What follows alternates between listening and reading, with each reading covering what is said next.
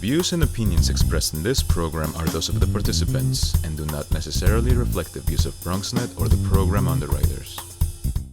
Hello, everyone. Welcome to Open, the one and only show that opens the Bronx and the rest of the world right to you. I'm your host, Daren, Jaime. Today, we'll update you on what's happening in and around our borough, as well as across New York City. Coming up on today's show, we go front and center talking about the 2020 city primary elections and what the city can expect after these elections have now been complete. Afterwards, we'll speak with an employment law attorney, letting us know on unfair termination laws and providing advice for employees. Then we'll sit with the editor-in-chief of Laptop Magazine. She'll be discussing the latest tech news. And then also we'll talk about a new late night talk show with more details coming up in just a few minutes. And finally, we'll sit down with a certified health and wellness coach discussing how she is helping people with their weight loss as well as a positive mindset. So stay tuned because all this and much more is heading your way. Right now, we're officially open.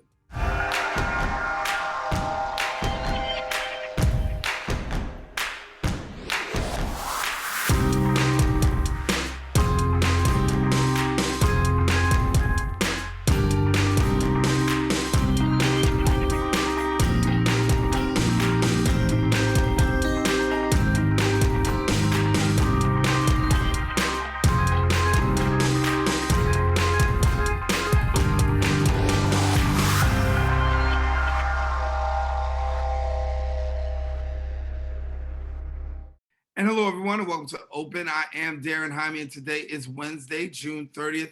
You're watching Open, a live interactive program that brings the Bronx and New York City straight to your TV set.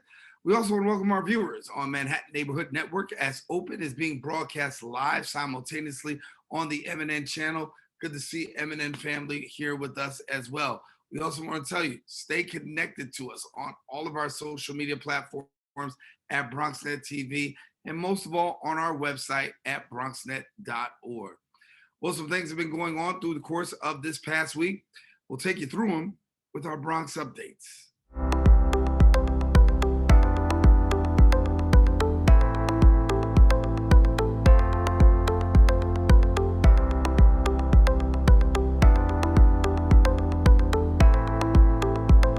New Yorkers will have additional time to get their real ID after the Department of Homeland Security delayed the requirement for domestic air travelers to show the form of identification or a passport. Now, the deadline has been postponed until May the 3rd of 2023. Officials say the new delay is due to the pandemic, which is making it harder for people to get into state motor vehicle departments to get the new IDs. Now, if you want more information, please visit the website dmv.ny.gov. In other news, New York City Mayor Bill de Blasio announced New York City will hold a ticker tape parade celebrating healthcare staff as well as first responders and other essential workers who got the city through the COVID-19 pandemic. We also know that the event is going to be hosted as the first official parade in the city since last year when the COVID-19 pandemic began. The parade will begin on July the 7th on the Canyon of Heroes Parade route in downtown Manhattan. It will include groups of essential workers marching as well as standing and being on floats. Excellent idea by the mayor, and a special shout out to all of our essential workers who've helped to keep us safe and alive. Well, that's all we have for our Bronx updates. We want you to stay with us. We've got more Open coming up right after this.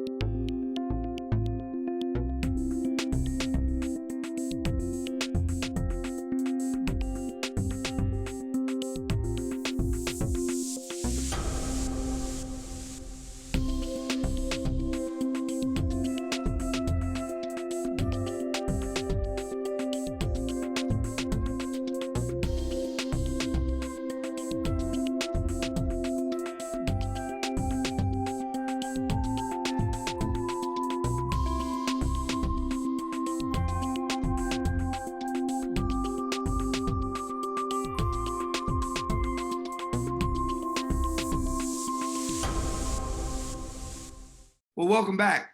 With the primary election over, New Yorkers may not have answers about the mayoral elections or the borough president races until July. Absentee, affidavit, and military ballots still must be counted. And the question on people's minds is what's going to happen after the primary election?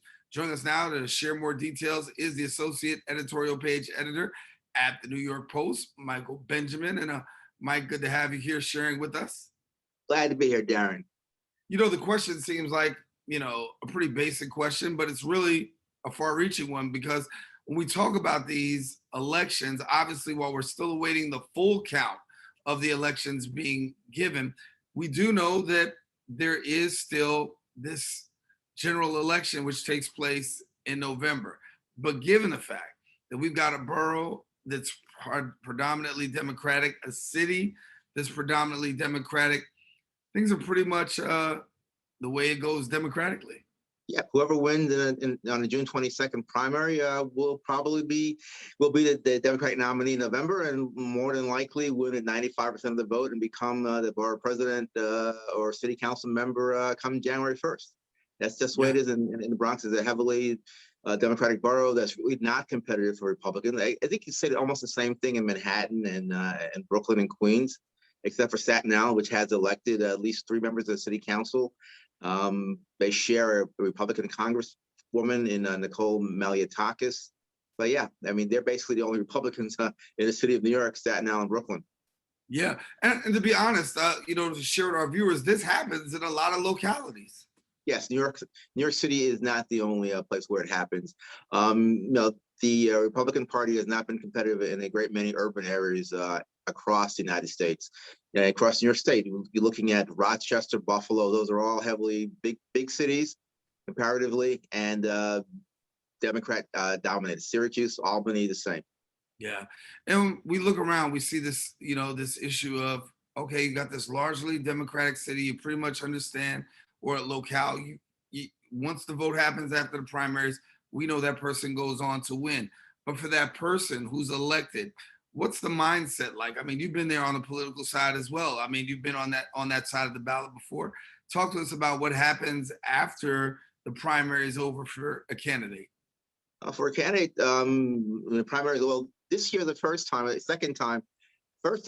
city, and the second time for state legislators who were elected last year in the June primary. June primary is relatively recent. It's recent for the city council and for citywide offices. So you're going to be elected, you're going to be nominated as a Democrat, waiting another 5 months for the November election, and then another 3 months for January 1st. So if you're elected the night of June 22nd, you think you're going to win July, whatever, you have 6 months to prepare for office, which means that you have 6 months to determine who your staff members are going to be, where you possibly would like to have your district office.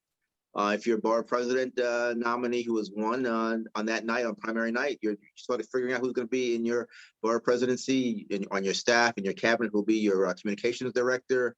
A number of things can be then played out over 6 months, which allows you to properly vet people who may be considering for staff positions.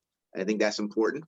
You may remember when Bill de Blasio won the mayoralty back in 2013, he spent the month of November and December getting ideas from the general public as to what priority he should follow, getting ideas from people as to who he should hire as staff.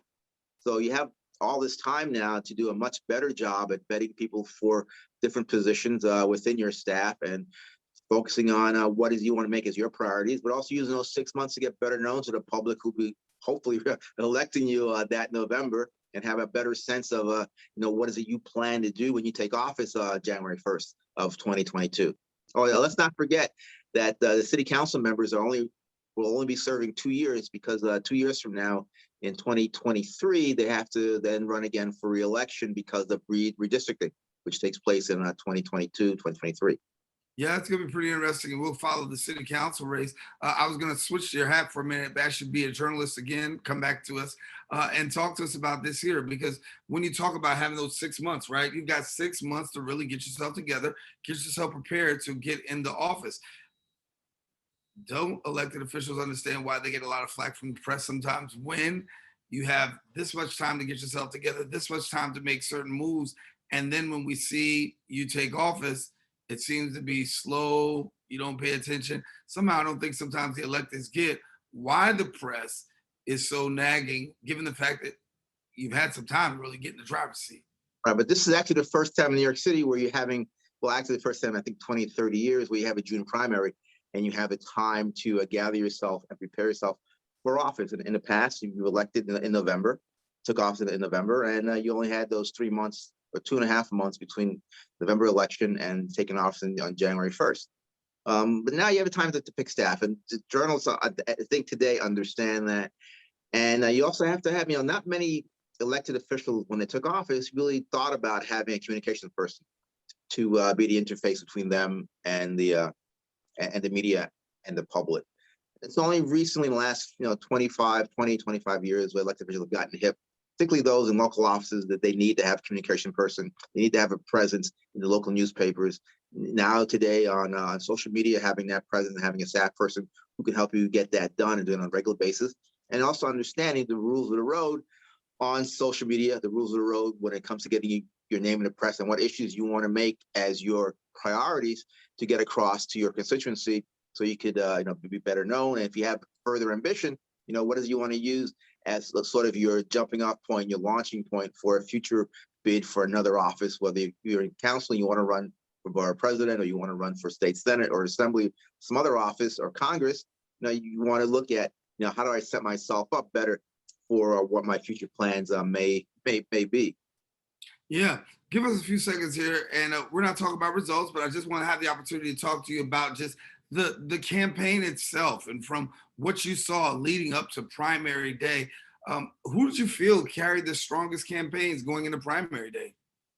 Given the pandemic and not being out on the street very much, just relying on mail and looking at TV and seeing TV ads, I have to say that, Reverend Cabrera had a lot of ads. Natalia Fernandez had ads. I was getting a lot of mail from them throughout the late May through June through the primary. I actually had not received anything from Vanessa Gibson, who was also competing for the borough presidency. Luis Sepulveda, had a couple of setbacks. Didn't raise as much money as the others, but he also began to mail in late June, prior to the primary. In my district, Margie Velasquez is one of the council candidates that was running. She did a lot of mailing early. Her competitor, Monique Johnson, began mailing a week or two just before the primary and the start of early voting back on June 12th. So it's a hodgepodge. They're all over the place. Different districts handle things differently. Some districts are more competitive than others. I believe in my district it was a 1-on-1 between Johnson and Velasquez. Other districts had multiple candidates. I know in the effort to replace Reverend Diaz over in that council district, you had at least 3 to 4 different candidates that were running, and that was very competitive there. A lot of mailing, a lot of door knocking and street stuff, social media. I mean, you can't look at a newspaper online or your Facebook page without seeing somebody's ad popping up, whether it was Eric Adams for mayor, or Catherine Garcia, or Maya Wiley. And sometimes if you're fortunate enough and the local candidate could afford from city council to be on Facebook and have an ad, and you would see council members, council candidates ad on Facebook. Yeah, it's amazing to see, the amount of energy that's actually put in. But talk to us after primary day. For you, what was it like after primary day as a winner? Oh, well, you may remember my first election was in a special election. So I took office like a week too later. I believe the election was February 25th, and I took office on March 3rd. So it wasn't much time to go from celebrating a special election victory to actually being sworn in on the floor of the assembly chamber and casting my first vote as a member of the assembly, and having had to cobble together quickly within a week or so, elements of a small staff, given a small budget as well. And that's another, issue that newly elected people face is, how big is their budget going to be? I believe for city council, it's a little bigger than it was in the past. So you have some more time and you have more money that you can play around with to determine what your salary structure is going to be, who's going to have what role, where you're going to place your district office. So you have a little bit more time, a little bit more money to decide that. But in the assembly, it's a very small budget for first-time electeds. And so, yeah, you have a little bit of money to maybe hire 2 or 3 people in your district office and one person, maybe a part-timer up in Albany. So there's a lot that goes on. And, you can spend the time talking to veterans to find out how they dealt with it their first time up and what pitfalls you can look to avoid. And also, you can have the speaker's office, whether in the assembly or in the city council, guiding you through that process so that when you take office on January 1st, you can hit the ground running. You got your staff in place. You know where your district office is going to be. You know what your phone numbers are, and you're ready and you're set to roll. And you don't have folks in the media like yourself. We're getting frustrated. Well, why can't I reach this person who just got elected? I have questions for them. Yeah, it's a process. And of course, we have to be patient with the process. That's why we got you here while we're still awaiting the full results of everything to come in with absentee ballots and the like, affidavits. Michael Benjamin, thank you so much for joining us. Editorial page editor at the New York Post. Thanks, Mike. Thank you. Have a great day. All righty. Now, if you want more information about Mike, yeah, you can follow him on Twitter at SquarePegDem, and you can see what he's got going on. All right, taking a quick break. We've got more open coming up, but taking the break right now. We built a media network for you. BronxNet TV. Come learn in your new state-of-the-art studios at Lehman College. At Mercy College. And coming soon to the South Bronx in the Hub. Inspire with your stories, culture, history. Your Bronx on BronxNet. Engage with us. Connect with us at your channels and at BronxNet.tv. Learn, engage, inspire. BronxNet TV. From the Bronx to the world. BronxNet. And welcome back. Well, most of the job news around the COVID-19 pandemic has focused on layoffs, and rightly so, given the fact of how many people have been directly impacted due to unemployment rates. But a less visible problem has been that workers who were fired for reasons connected to the pandemic. Now, depending on the circumstances, some of them may be able to sue their former employers for what's known as wrongful termination or wrongful discharge. Here to share more is the employment law attorney, Stephen Mitchell-Sack. And Stephen, glad to have you with us. Good morning. It's a pleasure. It's glad to have you. And as we talk about this, a lot of people are affected by COVID-19. Some of them have already tried to navigate their unemployment woes.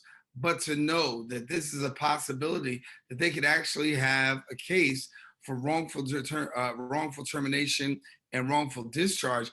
Share with our viewers a little bit about those two and exactly what is the definition of wrongful termination and a wrongful discharge.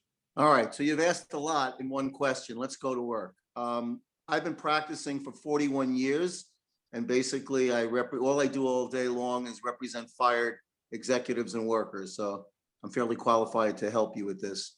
New York is an interesting state. There's been a lot of developments outside of COVID in terms of rights that people have when they're fired. So the first thing I want all of our viewers to do is ask yourself, have you been fired right before an expected bonus, profit sharing plan, a pension, stock options?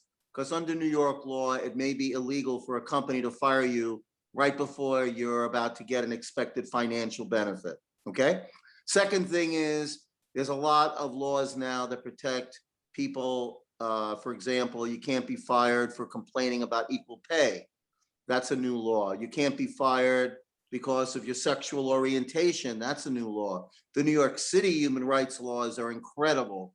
They're some of the most progressive, liberal laws in the country to protect people who are fired, okay? So it's those kinds of things you have to ask yourself. Are you the victim of age discrimination? Were you laid off did the company say, well, because of COVID, we're having financial problems, we got to lay you off, and you're 64 years old, and you find out a month later that they rehired in your position someone who's 35 years old, obviously you may have a claim for age discrimination. Under New York law, if you complain about sexual harassment, now the laws have dramatically improved so that people can't be fired in retaliation for complaining about sexual harassment or about safety in the workplace. So the list goes on and on. In terms of COVID, the question is, do people have the right to not get a vaccination? what happens if they're fired by refusing to take a vaccination? Well, we have to look to whether or not they have a bona fide religious belief and that it was fair under their religious belief not to get vaccinated. So there's a lot of questions, and the answers are developing, but whatever you need, just fire away and I'll help you out. Rewind for a minute. Let's talk about that. Let's talk about these COVID vaccinations. Some people say, listen, my job is telling me I have to be vaccinated to work. Is that possible for a job to legally hold me to being vaccinated? And what if any are the loopholes? Yeah, unfortunately, in general, an employer can make someone get vaccinated as a condition for returning to work. However, the loophole is that if a person is unable to take the vaccination, let's say they can't afford it, to pay for it, but now it's all free. But let's say they couldn't afford it, the employer would have to pay for it. Does the person have some sort of an illness or a prior history of illnesses that the vaccination might exacerbate, right? So then they might be able to get around that by claiming they can't get vaccinated because it's got to be like an accommodation to them, right? Because if they get vaccinated, they may get sick. I mean, some people do get sick after they're vaccinated. So if you could show that you had a pre-existing separate, not a virus, but a pre-existing medical condition, which would be severely impacted by getting a vaccination, well, then the employer will probably have to offer you a reasonable accommodation, meaning allow you to work from home remotely, or go in when people aren't around, that kind of thing. Or you might have a bona fide religious belief.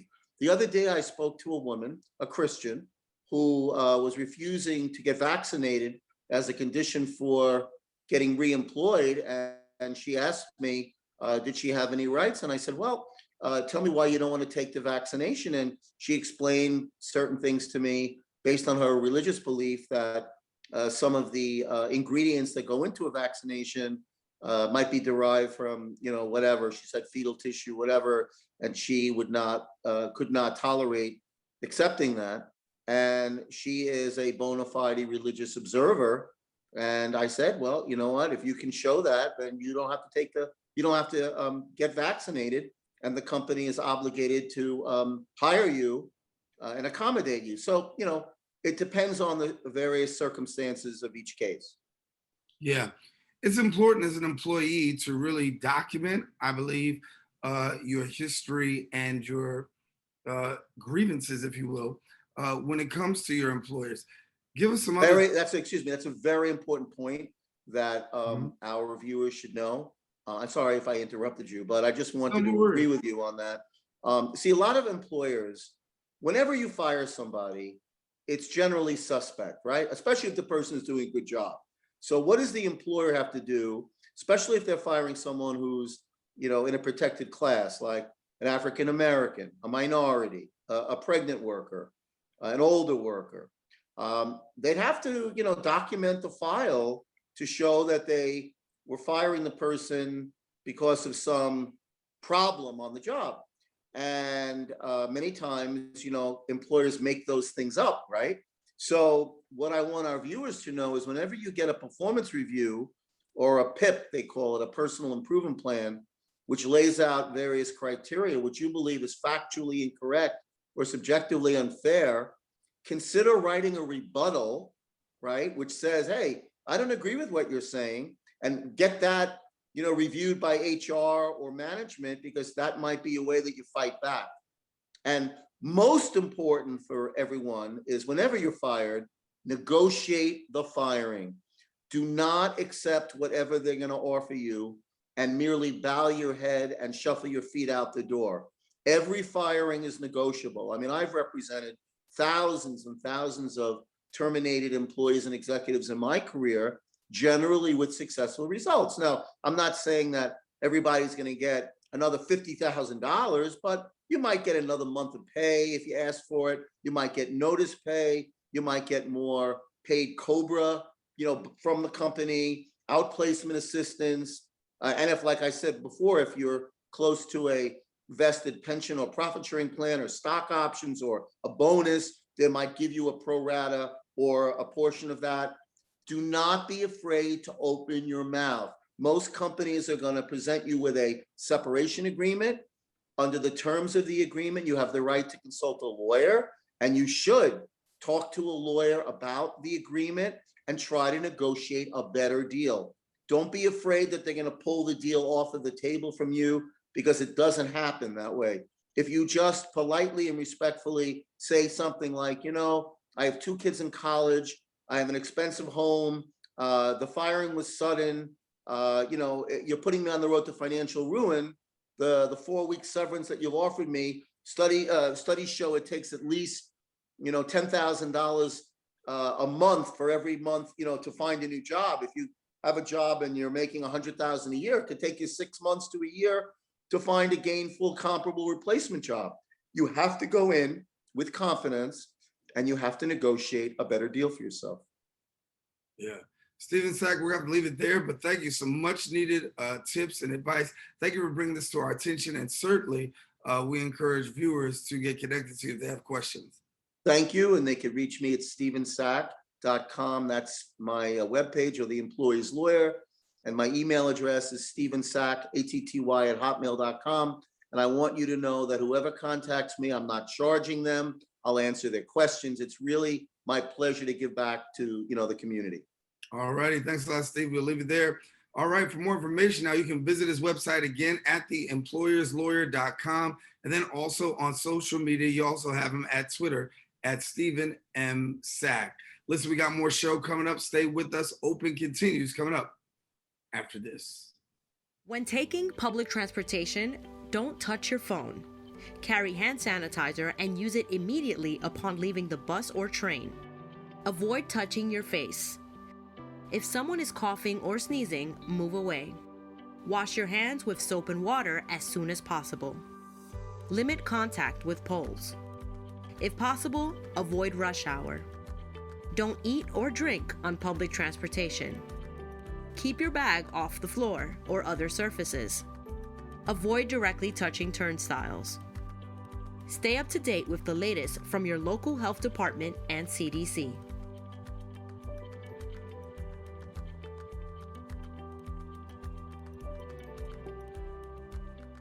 And welcome back to the show. E3 2021 is generally a 3-day expo for games, with some of the world's biggest publishers and console manufacturers showing the titles coming out later this year and beyond.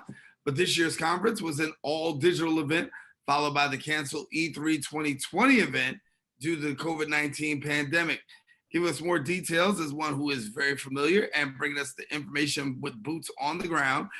We've got the editor-in-chief at Laptop Magazine, Sherri L. Smith. And Sherri, good to have you. It's great to be here.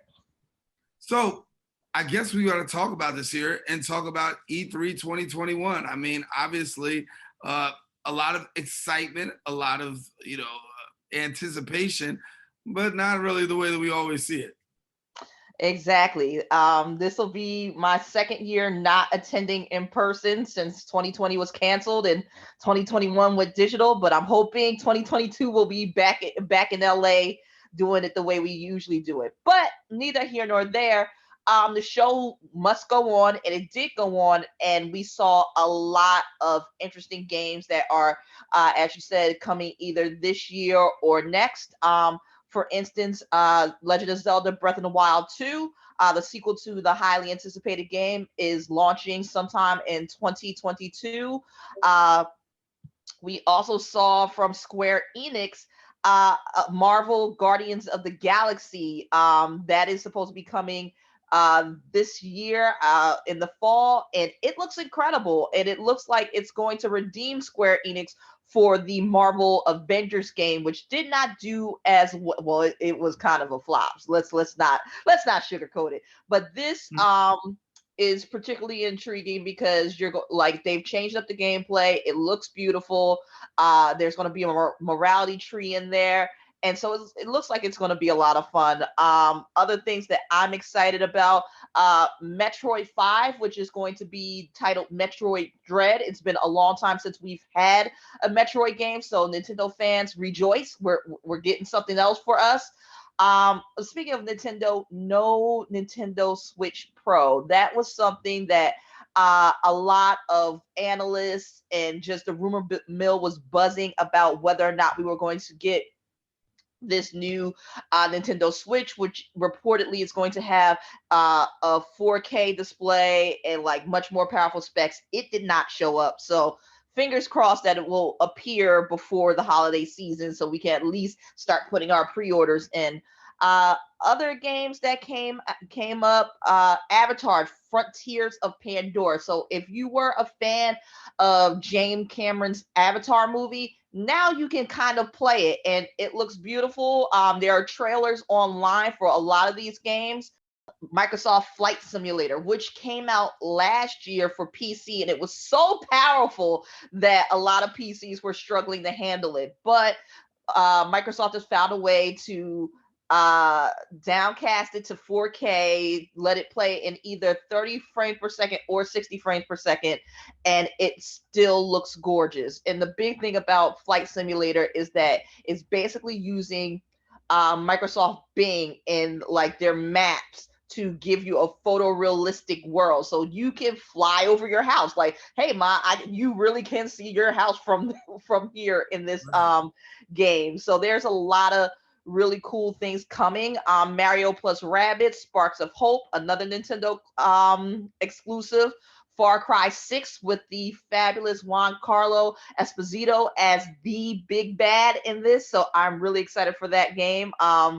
If you are let me jump in and ask you this while you're talking about things that you're excited about. Tell me about disappointments, because that's what the folk want to know. What are you disappointed in, and what should we watch out for? I'm just like, with COVID, there are a lot of games that have been pushed back to 2022 or beyond, or games that we really didn't get to see a lot of. So Starfield, which is really anticipated from Bethesda Games, they're like, hey, here's a date. We didn't see any gameplay. They're just like, here's the title screen. So we're still at a loss of what that's going to look like. There weren't like we didn't see anything from anymore from Horizon Forbidden West, but Sony didn't participate in E3 this year. So we know that game is coming soon-ish. Hopefully, I'm hoping that it will not get kicked back into 2022 like God of War did, because that was a huge disappointment. And just not being there was the biggest disappointment. E3 is one of the biggest, if not the biggest, celebration of video games in the country. And it's a really fun event. Like, you never know who's going to show up. Celebrities, like so many people show up to show their love of video games. Like, people are in cosplay. Like, you get to demo all these cool games. So that in itself was disappointing. I'm hoping to be back again in 2022. And again, I really wanted that Nintendo Pro, that Switch Pro, and it is not here. It is not, like, I have no information on it. Friends and family have been calling me up like, do you have information? Do you have? I can't make Nintendo tell me anything. Like, I wish I had that type of juice. I do not. We know you got the inside scoop. You just ain't saying that. It's all right, though. I respect that, though. It's okay. But listen, talk to us about, as the summer progresses, right? Things that we really should be keeping our eyes on, and what are some hot products right now that people are trying to really get their hands on? We are still experiencing a shortage of parts and components. So laptops and things that are work from home, because even though a lot of us hope to be returning to office, or maybe not, maybe you've adjusted to the remote work life, laptops are still going to be at a premium, as are webcams and things of that nature. Something I just got my hands on with an exclusive is Razer's Razer, the company's Razer Blade Pro, Razer Blade 14, which is a laptop that they launched back in 2013, retired, and they are bringing it back because people want thin and light gaming laptop solutions, and that like 15 inches is fine, and 17 inches is a little too big, but 14 seems to be the sweet spot for Razer, and it came back with critical acclaim. Like I went really deep into my hands-on with it. I don't have benchmarks yet, so definitely stay tuned to Laptop Mag for the full review, but you can read my initial impressions right now. Right now, you can check it out. Indeed. I can't like they have a lot of claims going with this laptop. So particularly battery life, they're saying that it can last 12 hours on a charge. We definitely have to put that to the test. And it's got a lot of powerful specs in it, like an AMD Ryzen 9 processor, which is really top of the line.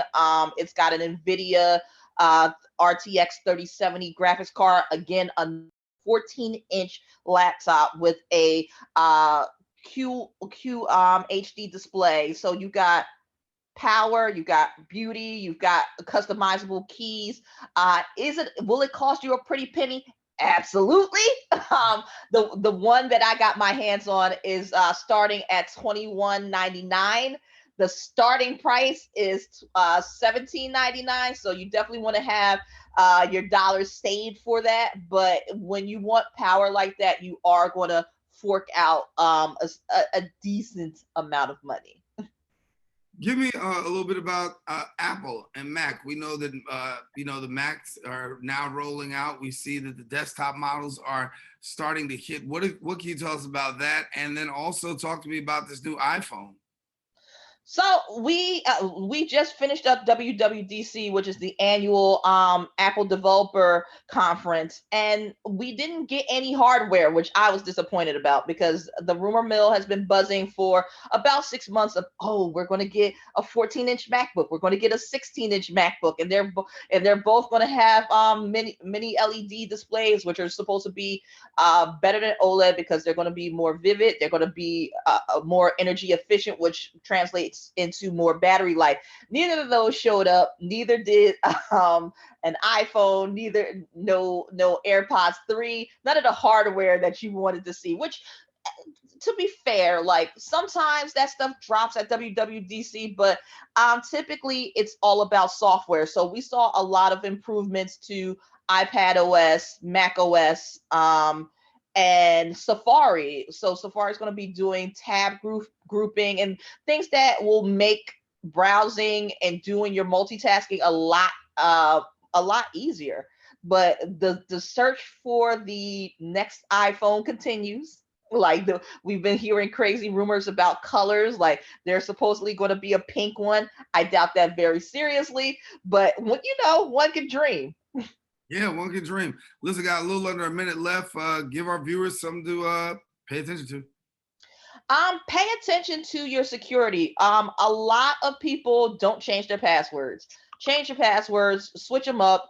And if you are using two-factor authentication, maybe don't use it on your phone, because if you're like me, you switched your phone and maybe you've gotten a new number or you've kept the old number.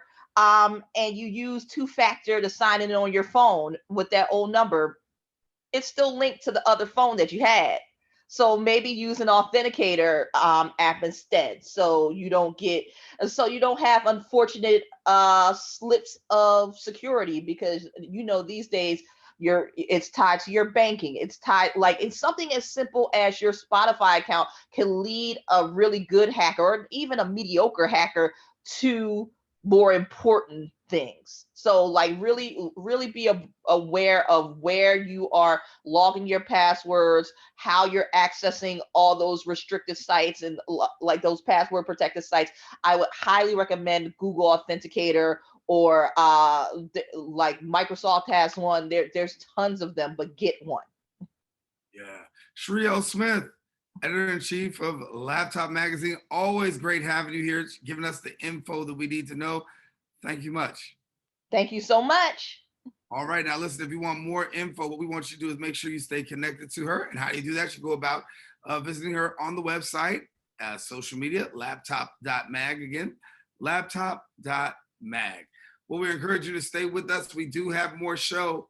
Open continues right after this.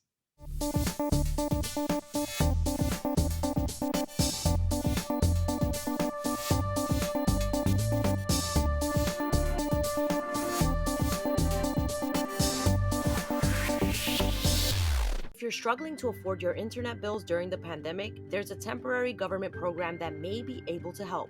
It's called the Emergency Broadband Benefit, and it provides up to $50 monthly discount on your broadband bill to qualifying households. Find more information about the program, including if you qualify and how to enroll, at fcc.gov/broadbandbenefit, or call toll-free at 833-511-0311. That's 833-511-0311.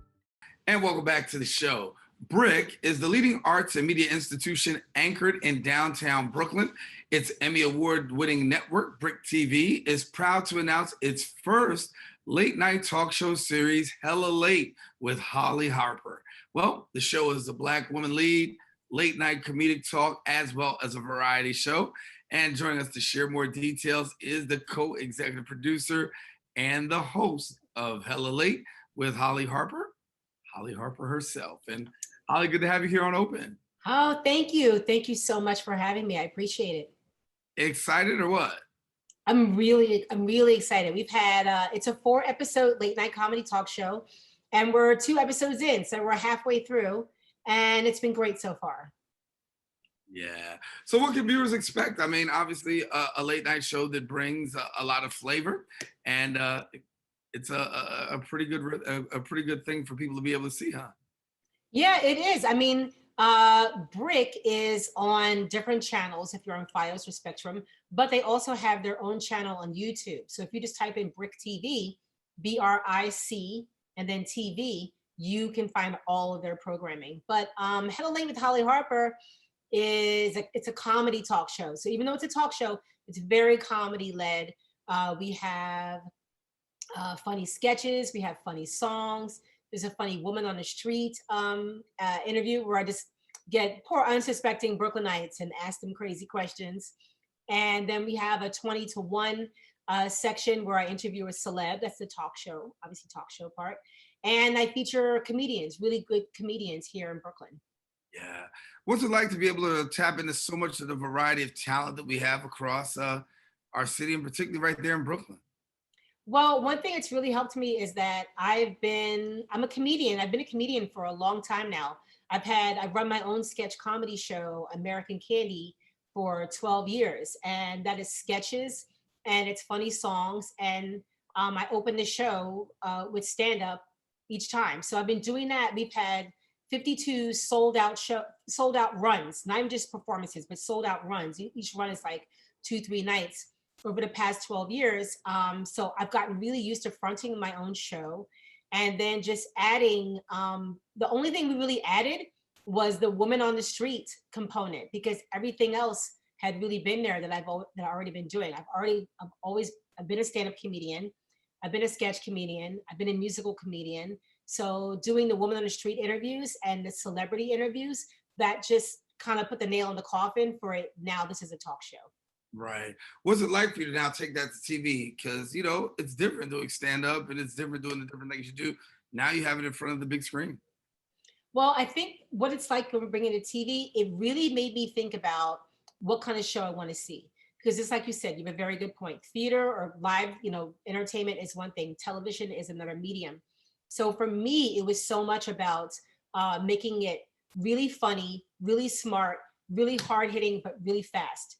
People don't really like to watch things for more than 2-3 minutes. So I created a show, it's a half-hour show, but a half hour, even on network, is like 22-25 minutes. I created a show that moves really fast. Nothing is longer than 4 or 5 minutes. And I found that when it came time for me, because I wrote the whole show. The only thing that wasn't written by me was the music. I have a musical director named Jeff Judy that for the past 12 years, I've been coming to him with, this is the melody, this is the song, I sing it for him, and he goes back and creates amazing music.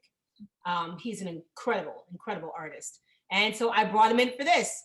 And so we just whipped up these 4 songs. One song already came from American Candy, but the other 3 songs, we just whipped them up and we went in and recorded them, and It just worked. But working with TV is grabbing people's funny right away and making it punch hard. How do you feel about the fact that it's late night? We know that a lot goes on during late night, but here you are inserting yourself in the late night lineup. Talk to us about that feeling about being on late night.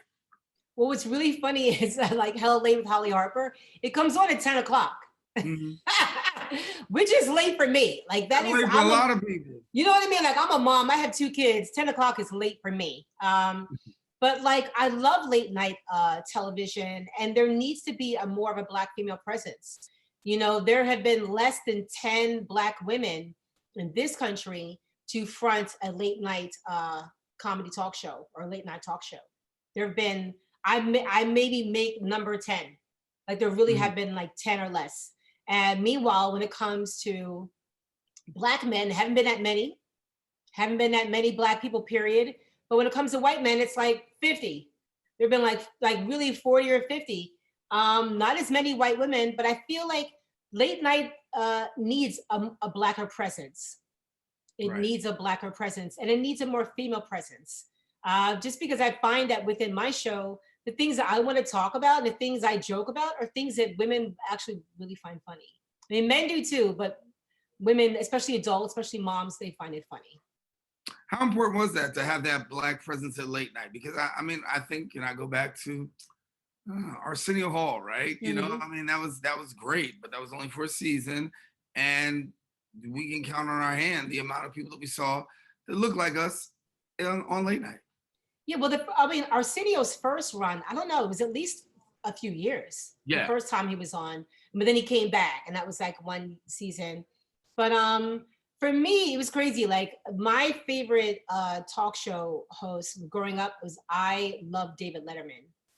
Like I idolized David Letterman. And for me, I just wanted a show that loved New York the way David Letterman loved New York. Like David Letterman, he wasn't even from New York. He's from the Midwest.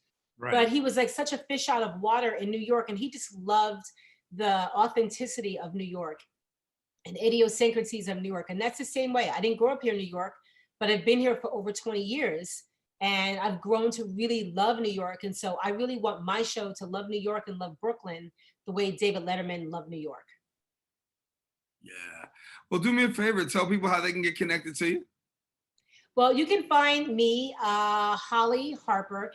Okay, let's just start. For the grown folks, if you're on Facebook, okay, it's Hollie Harper, Hollie Harper, like Harper's Bazaar. And if you just look me up, I'm the only Black one. There's like 16 white women, and then there's me. Okay, so that's number one. If you're on Instagram, it's Hollie Harper 5, the number 5, and Twitter is Hollie Harper 5, the number 5. All righty, Hollie, glad to have you. And again, for people who want more information, please follow her on social media at Hollie Harper 5, and there you stay connected. All right, listen, we got to take a quick break. I want to thank Hollie for being with us, but listen, we got more show. Don't go anywhere. We'll come back right after this. We know that people are dealing with the health crisis, but there's also a lot of food insecurity. We're giving out healthy food options, and that's what's key here. If you're a senior, you have a disability, they'll actually deliver meals to you. The residents are anxious, they're worried, they're scared, and they want to be tested. When things were happening in our community, and we couldn't get the help. There's almost a presumption of criminality that attaches to your skin color. The site will prioritize those who are at highest risk in the population. If you feel symptoms and you'd like to visit one of these COVID-19 testing sites here in the Bronx, you may call the State Health Department's hotline. Important to note about this site is no reservations are needed. This is a walk-in clinic. A lot of us are out of work and looking for something to do. We have the machinery and the skills to make large scales of these masks and gowns. Take care of your people. It's going to go way further than we actually can understand. Right now, employees like myself are just adjusting to the new reality. Reporting from And welcome back to the show. Our next guest is a board-certified health and wellness coach, a mindset strategist, as well as a nutritional lifestyle coach, as well as a personal trainer with over 10 years of experience working with busy career women and girls in the area of obesity, fitness, chronic illnesses, mindset, nutrition, as well as mental and physical health and injury recovery. Here to share a little bit more is LaJune Singleton. And LaJune, glad to have you here on Open. Thank you for having me. Yeah, glad to have you and to talk about this because really, when we talk about really getting ourselves back in order, I believe it really starts with the mind. And I know you spend some time really dealing with the whole issue of mindset and mindset recovery. So, talk to us about the power of mindset in just being able to succeed. The power of mind is very, very, very much the overall of all decisions that we make when it comes to what we're going to eat, what we're going to do, if we're going to be physically active or not. So the mind is very powerful when it comes to fitness. I've had clients call me and say they only want to do 2 days, and I ask them what they're physically doing, what their weight currently is, and they'll say, okay, I'm over 200 pounds, don't really work out. Okay, if you're only doing 2 days a week, your mindset isn't there enough to do the other days by yourself. So you really have to get your mindset together to be focused on what you plan to incorporate. And I think about myself, right? I think sometimes I've had good game plans, have that New Year's resolution. I'm gonna get this thing right. I'm gonna do this right. And yeah, the body is not ready and the mind's not ready sometimes. But I know in order for the body to get right, the mind has to be right. Right. The mind definitely has to be right because that's the game we play every January 1st is, oh, after New Year's, I'm going to lose all this weight. And then time started to go by, and we find so many excuses because we're not mentally ready to make the transition into becoming healthier. So it's not just exercising, it's basically your mindset. It's being willing to change, eating healthy, making those type of transitions. And then the fitness is only like 20% of that. Yeah. And you've been a wellness coach for a minute and really helping people through and navigating through their struggles. And I understand that you can see it from a different perspective because you actually yourself had to deal with depression and things of that nature. So share a little bit about your journey. So with my journey, I lost my dad at the age of 6, dealing with grief, not overcoming that, dealing with childhood molestation, things like that, trickled into depression. I went to a point where I didn't know how to deal with anything. I felt stuck. And when you're stuck, you find comfort, and comfort can be in food, it can be in drugs, it can be in alcohol, whatever your addiction of choice is. And mine was food. Food was my comfort. I got stressed out, I would immediately find something to eat. I would get upset, I would find something to eat. So after my knee injury, I went from 120 to the 155s, and the stress and depression just trickled on. And the highest I got was 192 pounds. And I had never been that big before. Just the depression just kept coming, the stress, the worry, the frustration, those type of things. Just learning how to overcome those things, which was through counseling, it was through coaching, it was through a retreat. To realize that, okay, you are worthy. You have to change how you behave. You have to change how you act. You have to change the words that you use, your thoughts. So once I realized that I was being my own self-destruction, I had to change. And it starts with change because we say some very negative things to ourselves, like, I'm broke. Why? If you're saying you're broke, yeah, you're going to be broke. I'm fat. Okay, you're saying negative stuff. You have to say positive stuff. You can say, like, I may not be where I am with my size, but I'm working on becoming what I want to be when it comes to my size. Mm-hmm. Give me a little bit for this person that actually hears you and says, listen, you know what? I'm on this journey. I'm trying, right? But I got off the boat. I quit. I stopped. And it got a little hard. I know it got hard for you. So what would you tell people who are dealing with the hard time of trying to make that recovery?